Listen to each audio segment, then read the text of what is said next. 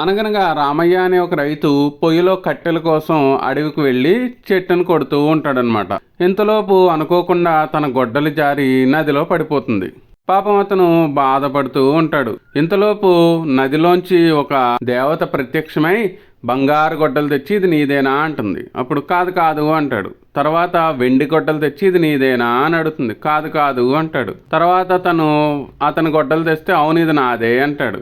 తన నిజాయితీకి మెచ్చిన ఆవిడ మొత్తం 3 గొడ్డల్లో అతనికి ఇచ్చేస్తుంది అనమాట. విషయం మొత్తం తెలుసుకున్న పక్కింటి సుబ్బయ్య అయితే నేను కూడా వెళ్ళి బంగారపు గొడ్డలు తెచ్చుకుంటాను అని కావాలని యాక్ట్ చేసి గొడ్డల్ని నీళ్ళలో పడేస్తాడనమాట.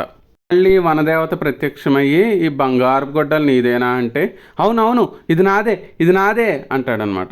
దానికి ఆ వనదేవత నువ్వు అబద్ధం ఆడావు, నాకు తెలుసు, కాబట్టి నీ గొడ్డలు కూడా నీకు ఇవ్వను అని మాయమైపోతుంది.